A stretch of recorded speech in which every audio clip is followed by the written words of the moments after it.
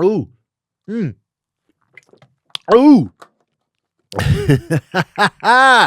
What's up, good people? It's time for another session of that verbal cardio, man. We back. It's Tuesday. We back again, man. Back out here in the verbal cardio streets. What is verbal cardio, you ask? It's me running my mouth. Verbal cardio. That's all it is. Me running my mouth about this, about that, about whoever, and about whenever. That's all verbal cardio is, man. I got my co-host, Water. Best co-host of all time, man. It gets no better than this. It gets no better than this right here, man. The most valued co-host in your life ever is this right here, man. Y'all realize that? You wouldn't even be around today without this here. So whenever you see me, whenever you think about me, man, I want you thinking Water. I don't want you thinking about animal voiceovers. I don't want you thinking about comedy. I want you thinking about, man, Tony Baker, Water, H2O, Agua. That's the legacy I want to leave behind. Somebody asked me, what legacy do you want to leave behind? I want to leave behind, man, Tony made me drink more water. That's what I'm gonna say on my deathbed. I got it mapped out. I got my deathbed mapped out. I'm gonna be like, you know what? We had a good time. It was a good run. Drink more water.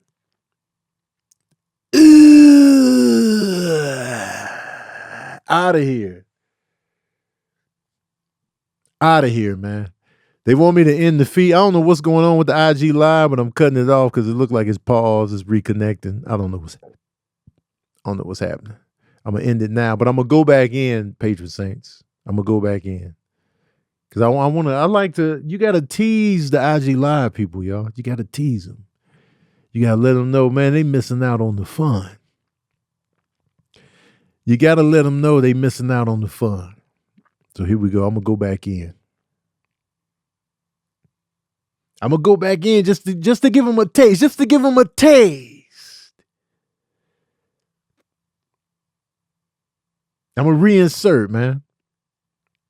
I don't know what's going on with the live, but it seems to be something's going on. I guess the live ain't gonna happen today. Let me see.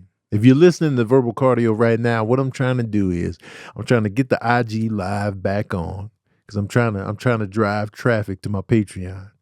So I'm trying to give them a taste of the live pod. See, it's not working. Okay, so that's fine. That's fine. We're done. It's just us now. Shout out to my patron saints, Tim Scotty, Latoya Larkin, Afro Geeks, Chloe Franklin, Kevon Solomon, Randomly CJ, Michelle S, C-Dub, Moyo, Dayo, Sherry, Keisha, Alice Marie, Nana P, Trois, Sharon McD, Miss Bree Renee, Harry Elam, Zakiya Williams, Geraldine Townsend, Dominique Lachey, Keisha Clark Lobato, it's Miss Smiley, Kobe McGuire, Brian Delmar, KC, Miss Josie, Slarita, Alice, Ryan, Veronica J. Welcome to the fold. She finally did it. Sapphire Blaze, J. Thomas, Kristen R. Dwayne. I almost said Dwayne Eyesight. Analog Future, alrighty then. KD 10, I see. Alexicon Void, Michelle S. What's up, y'all, man? I appreciate y'all for being in here, man. Thanks for pulling up. Thank you for Karen. I appreciate y'all. I'm gonna get right to it, man. We got Amir on the ones and twos, man. Yo, everybody, stop hating Jada Pinkett Smith. Stop hating her. Stop it. It's enough, man. Stop hating her. She don't deserve the hatred, y'all. Come on, man. Take it easy. Relax. It's too much vitriol directed towards her. I get it. You're tired of her talking about stuff. You're tired of her talking about her relationship. You're tired of her talking about Tupac. You're tired of her talking about her upbringing and all that. But come on, man. Y'all are too hard on this woman, man. You're too hard on her. Relax. Ever since the situationship, what did they call it? With August? Ever since the entanglement, I've noticed y'all have been burning holes in her forehead. Especially men. Men, when y'all found out about the entanglement, y'all was like, oh, hell no. Hell no. That's when she lost the men. Go easy on this woman. And the entanglement, I blame August. August messed all that shit up, man. He should have kept his mouth shut. He should have kept his mouth shut. August is the one that ruined everything.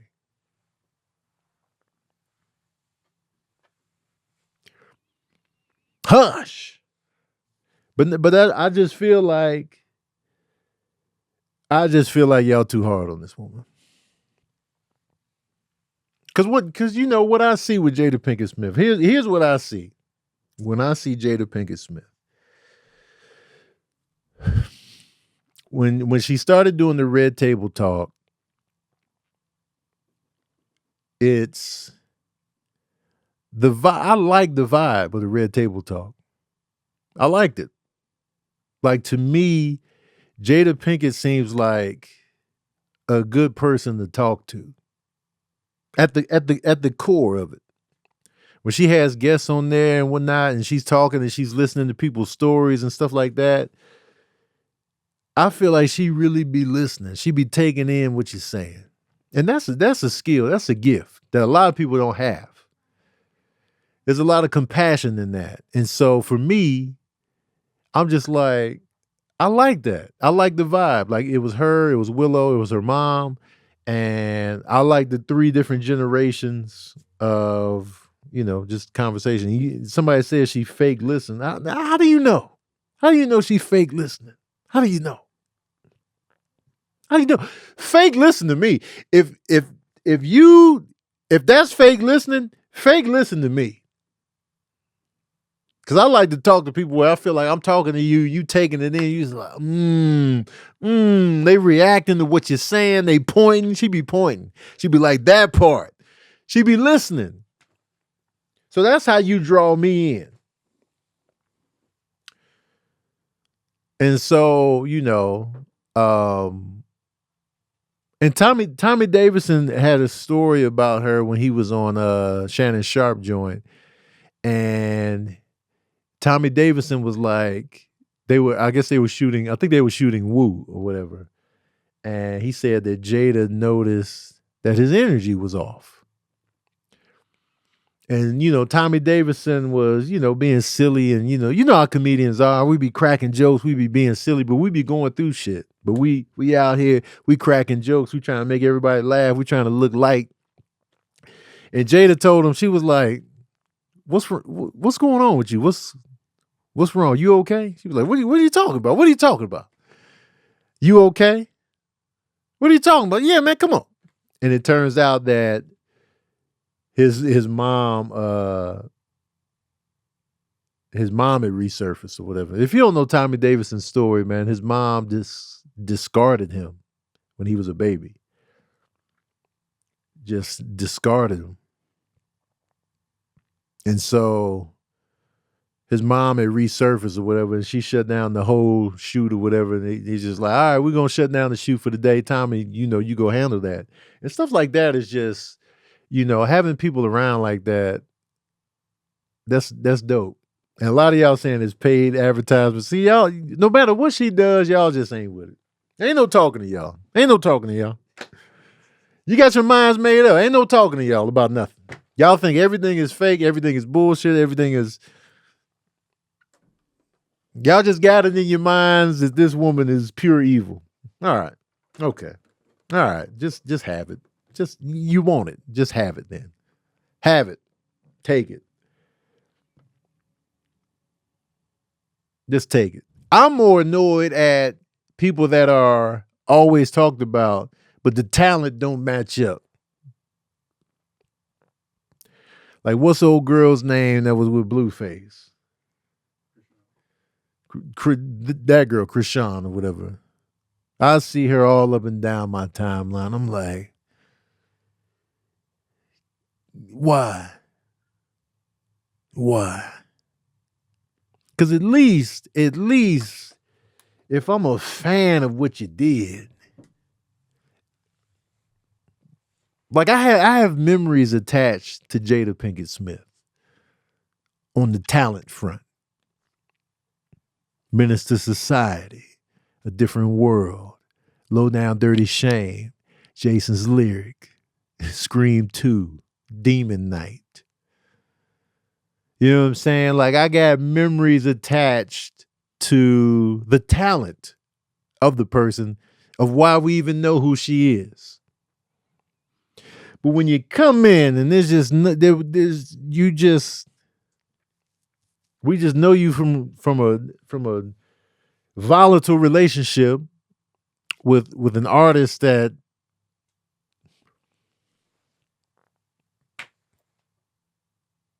I'll just be like, man, get this out of here, man.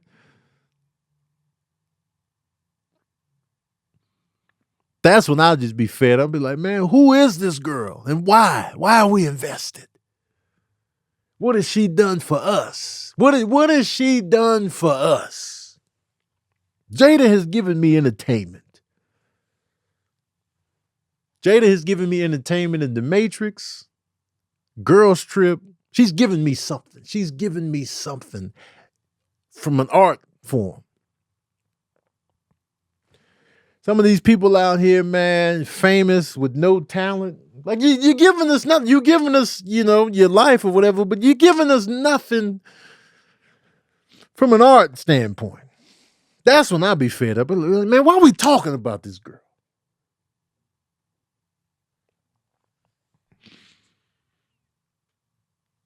Go easy on Jada, y'all. That's all I'm saying, man. Just relax. Let her promote her book, tell her story. I know you're tired. I know y'all tired. I know you're tired. We gotta blame some of the journalists here too. I mean, they feeding right into it. It's more like, it looks like she's doing a lot when it's one interview. It's like a couple interviews here and there from different places. But they know that when her name is attached, we got to drop bits and pieces because everybody's like, oh my God, here she goes again. And it's like, well, what does that bring? Clicks and views. That's how they work it. That's how journalism works nowadays. That's it. They want the number. They want eyeballs. They want engagement. Let's talk about Pac. Let's talk about you and Will's relationship.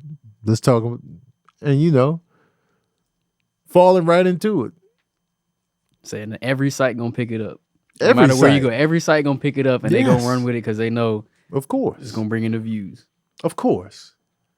And anybody that's attached to Tupac, am I getting Jada's book? Ashley asks. No, I don't read like that.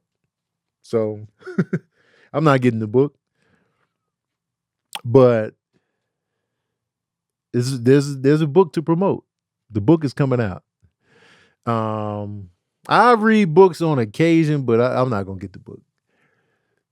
But anybody associated with Pac, it's not just Jada. Anybody that's associated with Pac, when they give interviews, they gonna ask about Tupac. Plain and simple. Oh, we talking to Mike B from Digital Underground? Let's talk about Pac. Are we talking to the Hughes brothers? Let's talk about Pac. Oh, we talking to Shock G? Let's talk about Pac. Are we talking to anybody from Thug Life? Let's talk about Pac. That's just what it is. I know Shock is gone, but he's done interviews talking about Pac. So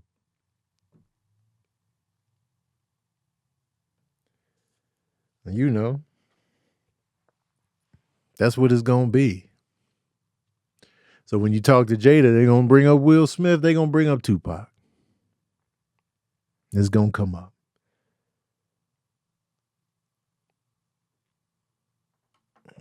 So I'll just be like, man, just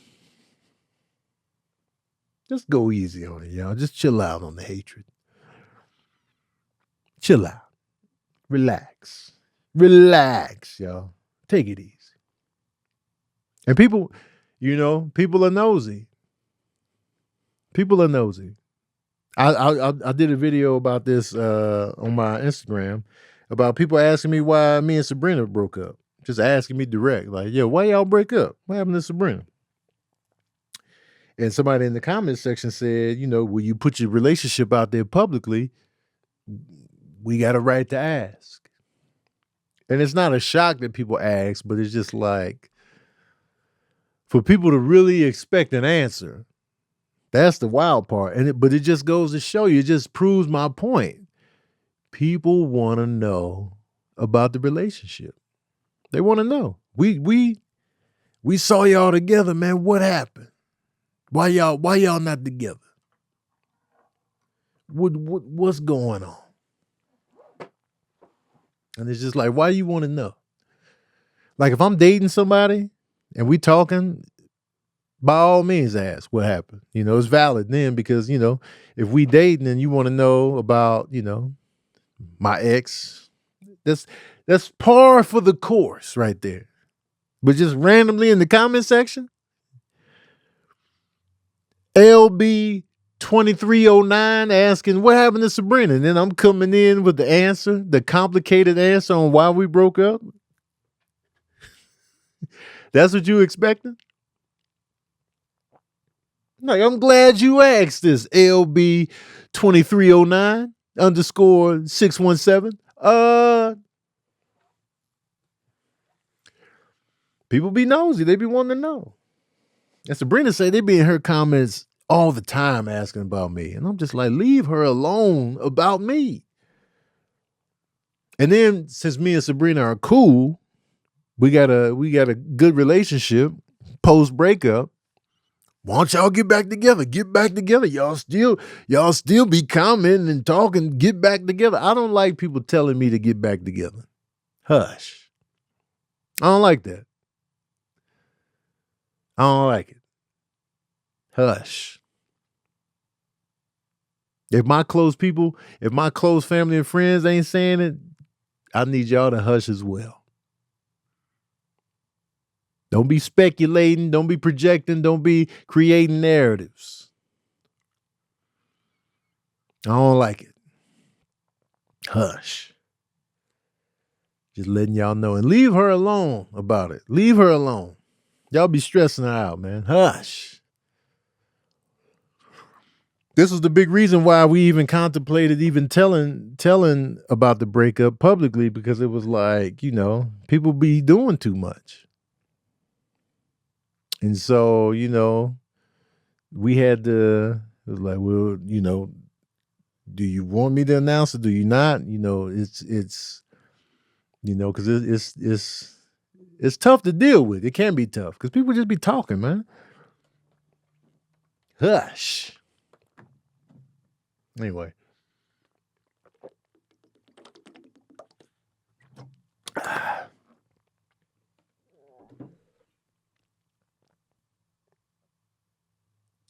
Yo, somebody, KC, yes, yes they do, Tony. Somebody even asked me, are you both still having sex? Like, really? People are too bold nowadays? Wait, KC, they asked you if me and Sabrina were still having sex, or if you and yours were still having sex?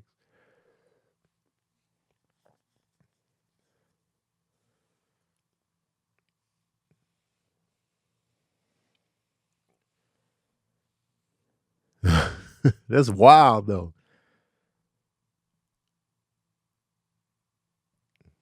Because I get it. Like, you know, if you got a close relationship with your friends and family, of course you're going to talk about your relationships. But just on the regular, on the public space, and people feel like, yo, if you had this relationship out here publicly, man, then this comes with it. It doesn't have to come with it. It doesn't have to come with it. Just because we was on each other's social media doesn't mean it has to come with it that you got to know the intricate ins and outs of the relationship. They asked Sabrina that. See, that's wild. Y'all wild for that, man. Y'all are wild. And y'all got to be careful what you ask me, because I'll grill you. I'll throw you on the grill. I'll block you. I'll throw you on the grill. I'll pull you to the side. Don't be careful. Be careful who you pull this shit on. Because I will grill your ass. I will put your comment up on my page. I will throw you up. I will let the people do what they will with you. Don't bring that horse shit over here. You're going to get embarrassed. Please don't. Just don't. Good. Good. So I asked the patron saints about topics they wanted me to touch on. Annette Rogers said we need a Halloween spooky episode. I'm not mad at that. We could have that one later on in the month. I'm not mad at that at all. We got to do more paranormal joints anyway. Slarita was like, talk about the fact that movie nights shouldn't take place without me. Slarita, you be missing in action, man. Look out. You be hard to find nowadays. Nana P, I had this or that. Since you were late on daddy issues. Nana P asks, would you rather be extremely musty where people can smell you coming, or extremely chapped lips that flake when you talk to people? Damn. I'm going to go with the chapped lips. Because if I'm big musty, and you can smell me coming, man, look out. Hey, but like, man, Tony coming, man. How you know I smell him? Everybody's nostrils move. Here come Tone, man. He coming up in here. Big musty? Because when you big musty, people going to be pissed. You know how y'all mad at Jada Pinkett? That resentment is going to happen with me. It's going to be like, man, we would invite Tony to the game night, but he just too musty, man. I can still come to game nights with the chapped lips. They going to roast my chapped lips, but I ain't going to get denied entry into the spot. You know what I'm saying? I'm at the movie theater, big musty. You know what I'm saying? I'm at functions, big musty. I'm at the Oscars, big musty. I'm at the Grammys, big musty. I'm in people's green room, big musty. I'm on stage performing, big musty. Man, look out, man. I could never live that down. If my lips was chapped, they'd be like, man, Tony's lips is always chapped. But he funny, though. He smells good. I might be able to still get a girlfriend with the chapped lips. Maybe. I might have a shot. But if I'm big musty, though, I don't know if I have a shred of a chance.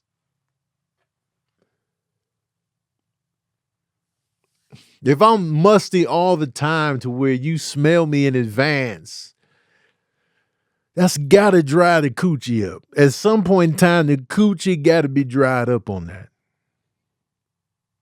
She could be like, I love his personality and he's cute, but my nostrils, I'd be pissed. When people big musty, I get pissed. Like if you homeless, I'll give you grace. Like if you living on the streets, I'll be like, all right, man, times is rough. I understand. But when you out here with a job and groceries, products in your home, you have running water, you have soap, shampoo, and conditioner, you got a washcloth, you have cleaning products, and you be big musty, I get pissed. I'll be mad. I'll be like, yo, why are you this musty? Why are you this musty? You're not even gonna fight. You're not even gonna fight the good fight. You just gonna be big musty out here. We in here, man. We in here working, man. You in here big musty. Trying to get work done, man. All I got is your must in my nostrils. I can't even focus. I'm gonna be mad, man. Especially we in tight quarters. I can't have you as a guest on the podcast. You big musty. I can't invite you over, you big musty. I can't date you, you big musty. I'll be sitting across from you at the restaurant. I'll be like, so how long you been in LA? Oh, okay. Yeah. It's crazy. That's crazy. Big musty. Now, don't get me wrong. Chap lips all the time. Oh, trash. Forever chap with the chap pieces just be flying off. That's terrible. But at least I can still be like, she got pretty eyes, man. She got pretty eyes. She smells good. Body is, skin is just, yeah. She funny, man. She got mad personality, man. Her lips chap. We ain't gonna be making out. Don't kiss me. Don't. Stop. Don't kiss me. If your lips is big chapped. We just won't be a kissing couple. Because you gonna cut me. My skin is sensitive. Don't kiss me. Stop. You may kiss the bride. I'll be like, do I gotta kiss the bride, pastor? Then my lips get shredded up at the wedding, like, ooh. You know what I'm saying? But to answer your question, Nana P, I would rather have the chapped lips than be big musty. That's a good this or that, though.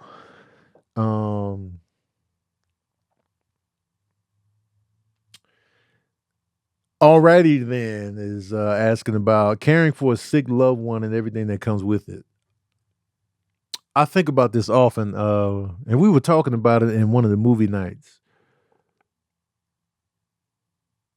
When you have a loved one that's not doing well, that takes a huge toll on everybody, of course.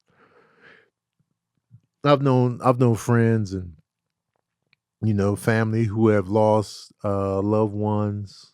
They're just trying to care for them, I got a friend of mine who lost his wife to cancer, young couple. And I always look at him and just be like, man, you know what I'm saying? Like, I can't imagine what he had to go through caring for his wife that's just slowly leaving. And I'm just like, man. Especially when, and it's super tough when you got a loved one that's not putting in the work to make themselves better. That's the frustrating part where, you get your diagnosis. The doctors are telling you you need to do this, you need to do that, and then you want to stand firm in your day-to-day, rituals, and you still gonna smoke, you still gonna eat the bullshit. When they told you, this is what made you sick in the first place, you still gonna do this. You still gonna do your normal routine. And they telling you like, no, you need to cut back on this, stop doing this, you need to do more of this, and you be like, nah, I'm gonna just do what I've been doing. Meanwhile, your family, your loved ones, they stressed out. They taking you to doctor's appointments. They taking you to surgeries and all this, and you just gonna sit there and stand firm in the bullshittery like that. That to me is so selfish. And then they can fall back on, well, I didn't ask you to help. I'm like, man, what do you expect, man? These are your children. This is your spouse. This is your your nephew, your niece, whoever's caring for you. Yeah, you may not have asked, but still, just have some type of regard and grace for people that are loving you and trying to get you back to health. And then you out here like, nah, I'ma still smoke. Nah, I'ma still do this. That's basically a fuck what you doing and what you talking about. And the efforts that you're putting in to make sure that I can go to the bathroom, make sure I'm cared for, and make sure, I'm getting groceries and whatnot. That's tough, man. Because it makes you want to throw in the towel. Like, you ain't fighting for your life. Why should I? And then they have to grapple with the guilt of giving up on you. Now they want to give up because you're stressing them out because you're not making the necessary changes to get yourself back to 100%. You're not even putting the work in. They putting in all the work, and then you push them to the edge, and then it's like, everybody abandoned me. No, because you're not putting in the work. You're not fighting for your own life.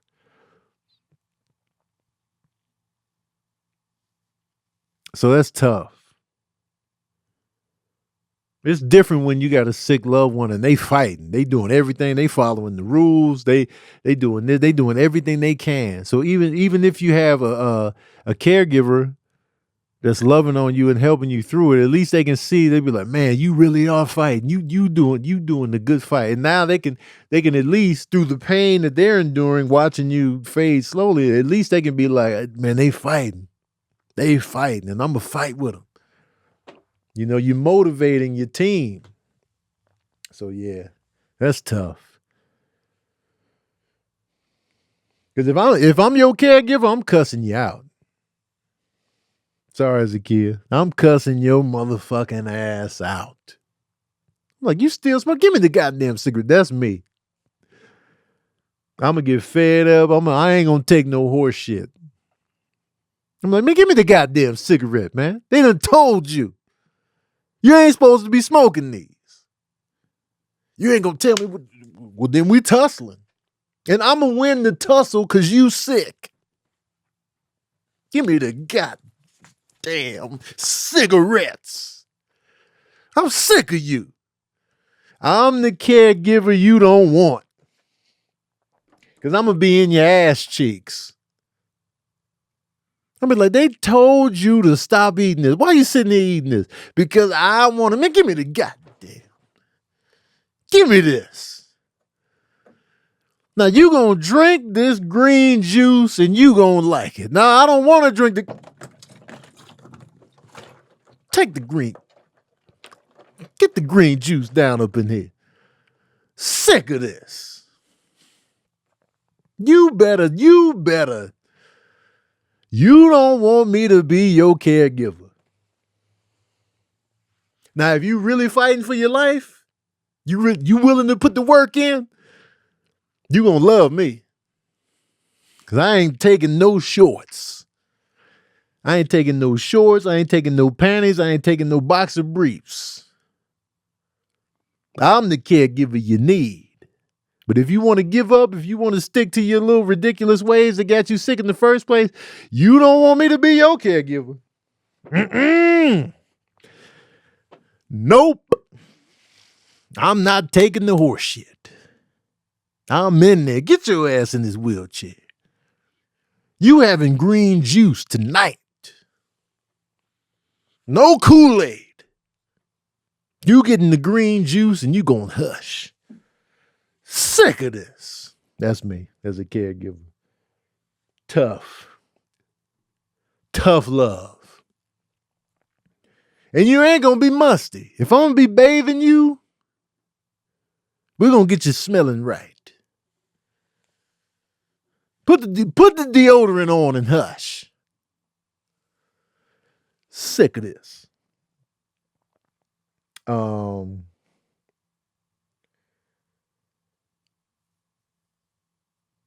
Let's see here. What else we got up in here?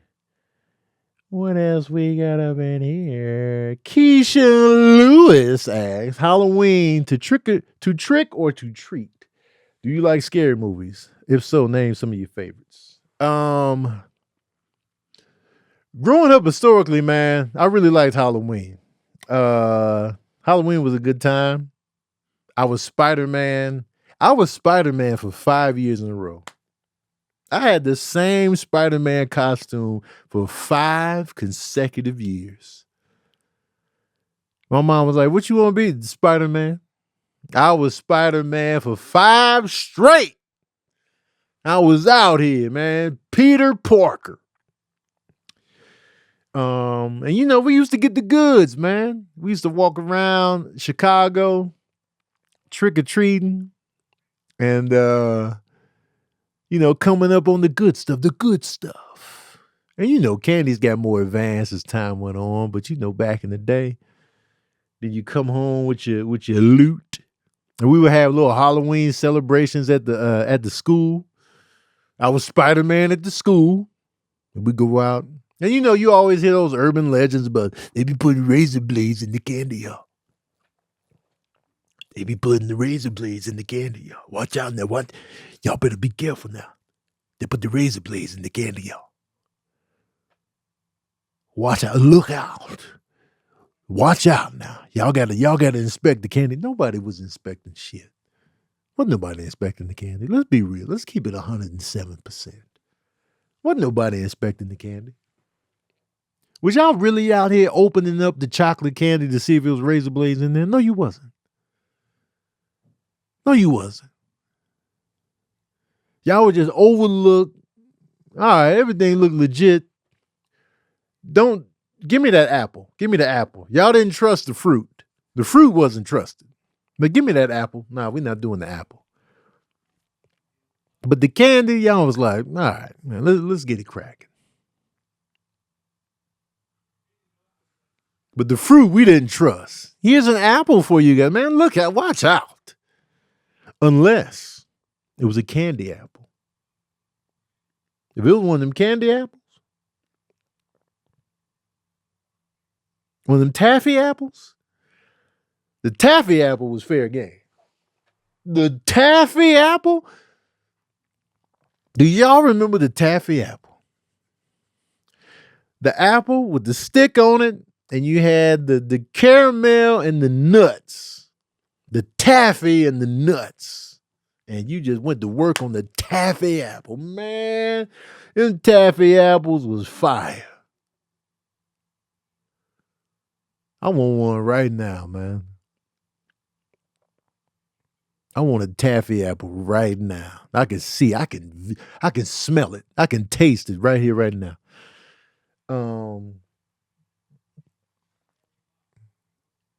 As far as scary movies, man, I used to like scary movies when I was real young. And then 1982, I'll tell you when everything changed for me. I'll give you the exact date of when everything changed for your boy. When it comes to, so it was hold on before I confirm. Okay. I want to say it was 1982. This movie came out in 81. 1982. So, hold on. Let me check something else. Typing. Okay, when did this come out? Wait, hold on.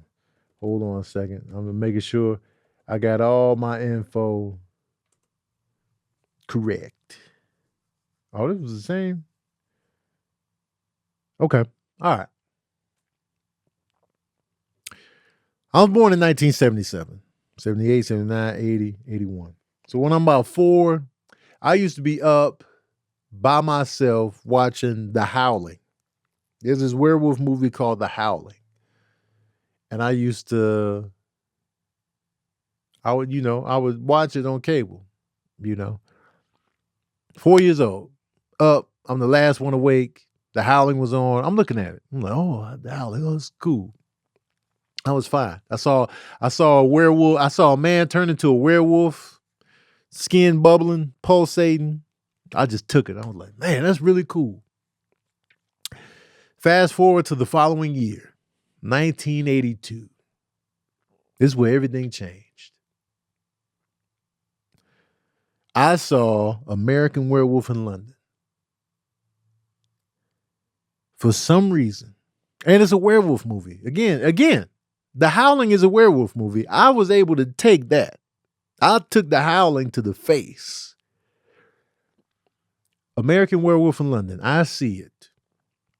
I go with my older brothers to a friend of theirs' house. They watching American Werewolf in London. I'm sitting there. I'm watching American Werewolf in London. I don't know what it is about that movie. That movie tore my soul in half. I wasn't the same after that movie for years. I don't know if it was the savage attack in the beginning of the movie. I don't know if it was the howl that the werewolf had when they was walking in the London countryside. I don't know if it was the way his dead friend was looking and every time he saw him in visions. I don't know what it was about that movie that tore me up to where I threw up in my sleep that night. I threw up in my sleep that night. I was like, the movie, Mom. The movie. Tore my soul in half. Compound that with my viewing of, which was in that same time period because we were living on Vincennes. I remember the apartment we were living in. Compound that with my first viewing of The Shining. These two movies back to back tore my ass up. I was scared of everything. After that, I was scared of everything. I couldn't handle it. I was like, nah, man, nah. Now, mind you, this is 82. 82. Thriller comes out in 82. Thriller, Michael Jackson, he debuts the Thriller album. Video. He debuts the Thriller video. It debuts on Friday Night Videos. He's like, the Thriller video. I watched the beginning when it's regular. Michael Jackson taking the girl out on the date. They go to the movies, and then they had that little scene within the movie that's scary. The girl is scared. I'm watching it all the way up until the part where the zombies start coming out, and the girl's like, oh my God. She's looking around, the zombies are coming out, and then she turns around, and Michael is one of the zombies as well, looking back at her. I shut my eyes off. I took my eyeballs out, threw them in the trash. Took my eyeballs out. Like, don't need them. Didn't watch the rest of the video. I was out. I was in the bed. We was all in the bed. We was all in my mom's bed. Me, my brothers, my mom, and I just covered up. I was like, nope. Nope. So ever since then, scary movies was tearing my ass up. After that, it was just, I couldn't. And my brothers was watching the scariest shit ever. They had no remorse for their little brother that was going through turmoil because of these scary movies. I'm going through the ringer. They renting movies like From Beyond, The Reanimator, The Thing. That's the final piece. The Thing. Let me get to that in a second. So they just renting scary movie after scary movie, and I'm just like, man, come on, man. It's just, I'm terrified. They talking about, I remember when I heard my brothers talking about Freddy Krueger, The Nightmare on Elm Street. I'm ear hustling. And I don't know that I didn't hear my brother say it was a movie. All I hear is, it's this dude, Freddy Krueger. When you sleep, if he kills you in your dream, you die for real. That's all I heard. That's all I heard. So I'm behind the couch like, come on, man. I be sleeping.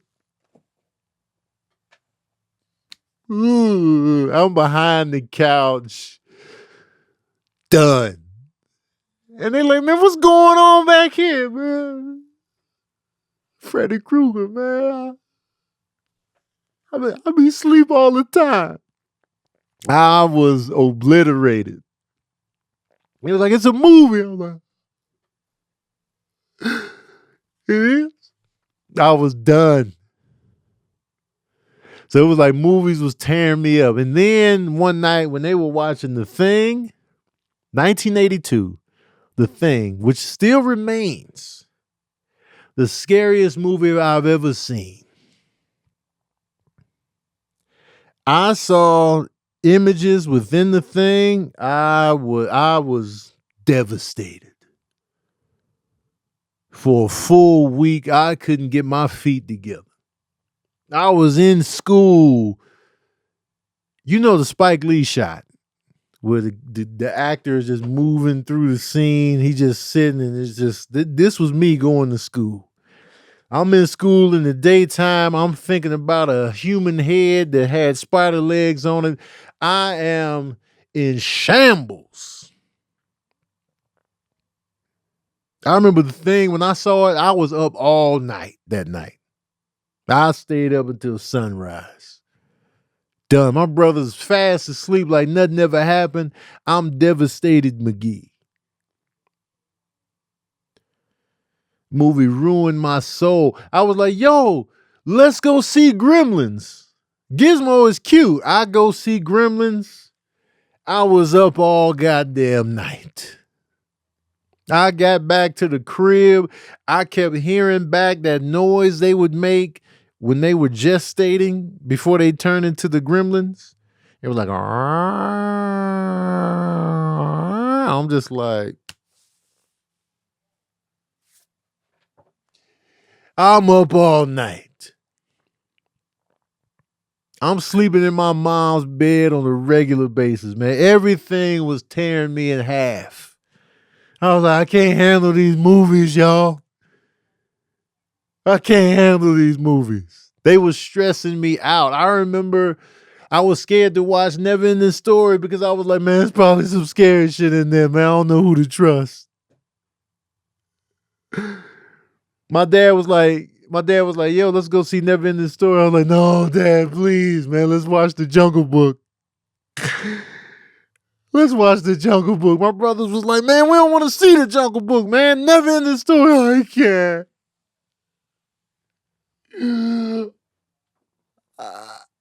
I can't. Then when I fast forward to when I watched Never Ending Story, I loved it. I was like, man, this movie was fire. What was I tripping on? Man, shut up, man. You're soft. Evil Dead 2 tore me up. Evil Dead 2. Now, The Fly was just gross. The Fly was gross. I was just like, ugh, but I was able to sleep. The Fly was gross. But Evil Dead 2 tore my ass in half. Clean in half. Evil Dead 2 was funny, but that shit is so terrifying at the same time. I was up all night. Now looking back, these are the best scary movies of all time to me because they tore my life in half. Now that I'm grown, I can look at these movies and be like, they got the goddamn job done. The Thing, to me, is the best horror movie ever made because it is one of the scariest movies I've ever seen. Exorcist never scared me like that. Little Shop of Horrors, easy work. I could watch that all night. So then around like 88 is when I came out of just pure shookness, and I was like, all right, I can handle these scary movies again. Jason, I can always handle Friday the 13th. I can handle Halloween. I can handle those type of killers. But that monster shit, ghosts and monsters and aliens, whew. Man. So I had to fight for my life for years. From 82 to 1988, I was fighting for my goddamn life. Oh, I was fighting for my life. And let me tell you where my fear of spiders came from. The original Fly from the 50s. The 50s or the 60s, whenever the original Fly came out. I saw that movie. I was like, yo, man, he looked ridiculous. You know what I'm saying? Because if you ever seen the black and white Fly movie, it's mad ridiculous. Like he got on a lab coat. He got on a lab coat, and she pulled the little towel off his head. Straight fly head. Straight fly head. His hands were furry. It's mad ridiculous. It's like, yo, man, come on, man. He's standing there in the lab coat, regular human body, pull the thing off. Fly head. Just look like pure costume. So I'm like, man, this is silly.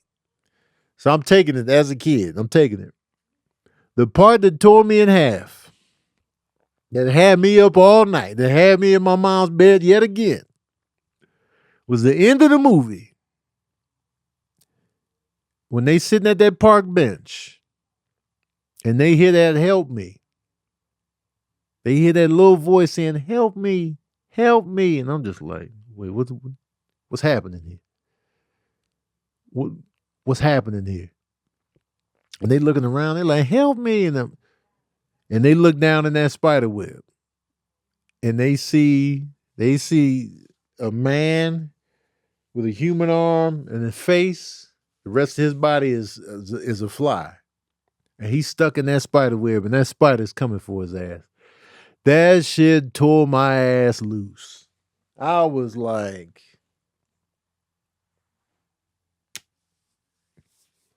that scene, I'll never forget it. I will never forget that image. I was just like, because he was terrified, man. That spider was coming for his ass slow. When I was just like, spiders really be doing this? Ever since then, I was like, man, nah, spiders, man. So that right there, I was just like, I'm scared of spiders. And the fear of spiders lasted way past my fear of movies. So yeah. So I hope this answers your question. It's because Prometheus ruined you? Prometheus, the one based on the aliens? What's a non-horror movie that freaked you out? There's a couple of non-horror movies that had me up all night. This movie called Roswell about the alien crash in Roswell. For some reason, that movie had me up all night. I was like, man, that shit was real. Like, I was up all night. And I was older then, too. This is like the 90s, so I was just like, for some reason, I just couldn't get the alien faces out of my head. I was just like, another movie that tore my ass in half was Philadelphia. When I watched Philadelphia, I couldn't sleep. I was just like, I have it. I have AIDS as well. Like, for some reason, I was just like, I have it too. Mind you, I hadn't even kissed a girl by then. But I was like, oh yeah, I have it. Because that was the first time, I would hear on the news about the little boy Ryan White and, Arthur Ashe, Rock Hudson, of course. But I was just still kind of like, man, that's crazy. But when I watched Philadelphia, I was just like, oh, okay. Now I'm further in on the attachment. And now I'm thinking differently. I'm just like, to see Tom Hanks slowly perish from this disease, I was just like, damn, that could be me. So I was up all night, man. Philadelphia had me up all night.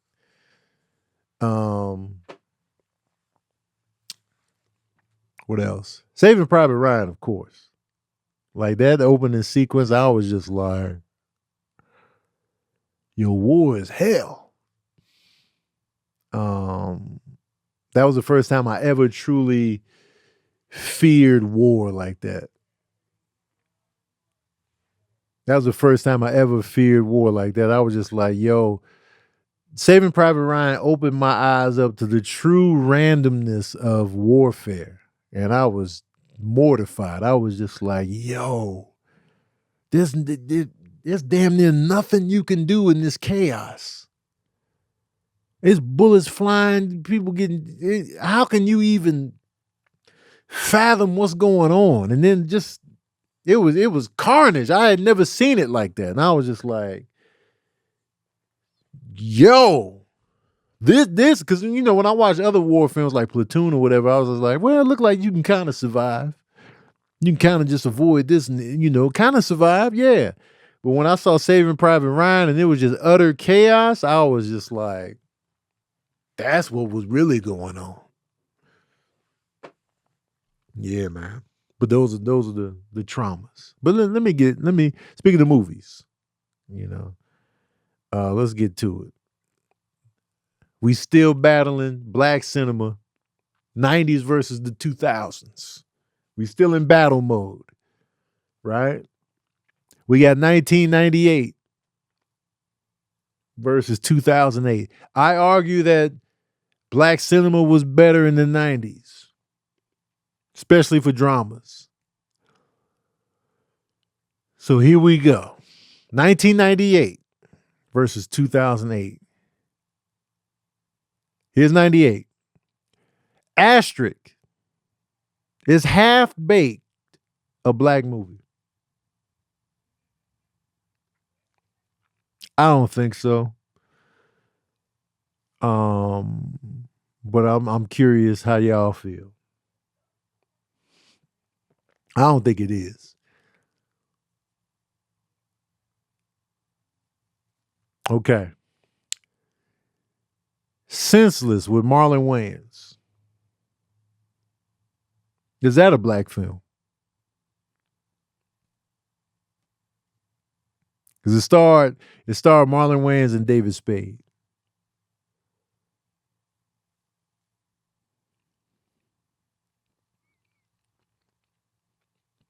I'm leaning towards nah. Even though we had a black lead, nothing about that movie was really black. Okay. So those two are out. Caught Up with Bokeem Woodbine. Ride with Malik Yoba. The Players Club with Ice Cube. He Got Game. Speaking of Jada Pinkett, Woo. I Got the Hookup. Have Plenty. Another asterisk. Is Dr. Dolittle a black film? With Eddie Murphy.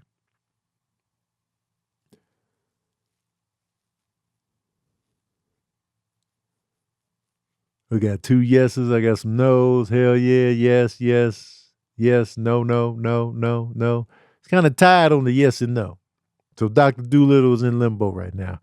How Stella Got Her Groove Back.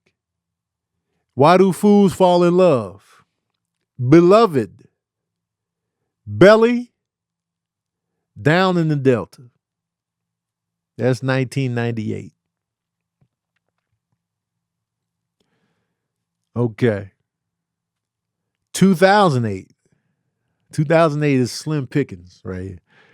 First Sunday with Ice Cube, Cat Williams, Tracy Morgan. How She Move, a little dance flick.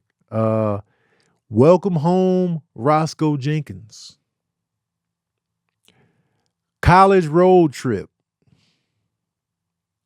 Meet the Browns.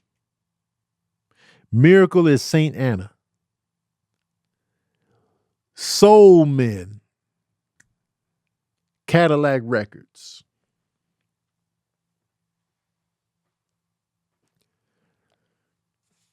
So that's 2008. It wasn't that many to choose from in 2008. So who you got? 98, 2008. On the strength of the Players Club, He Got Game, Belly, even though it's a guilty pleasure, I'm giving it to 98. The best of 2008 for me was Soul Man and Cadillac Records. Cadillac Records, I love Cadillac Records. But I'm going to give it to 98. I'm going to give it to 98. I enjoyed Caught Up. It was a low budget thriller, but I enjoyed Caught Up. I've never seen How Stella Got a Groove Back. I've never seen Why Do Fools Fall in Love. But I did see I Got the Hookup. I saw the majority of Woo. I saw Ride. I saw Beloved. That movie was weird. Touch my inside part. But I'm going to still give the edge to 98. Because, like, How She Moved, no. First Sunday was cool, but it didn't stick to my gums. Welcome Home, Roscoe Jenkins was a good time. College Road Trip, I don't even remember. I watched it, but nothing sticks. Meet the Browns was Tyler Perry. Miracle at St. Anna was cool. It was a Spike Lee joint about black soldiers overseas. But I'm going to go with 98.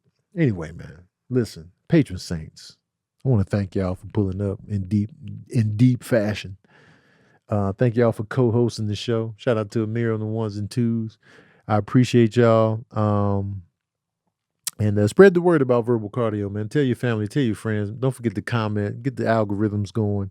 And I appreciate all of y'all, man. And thank you for tuning in to another session of that verbal cardio.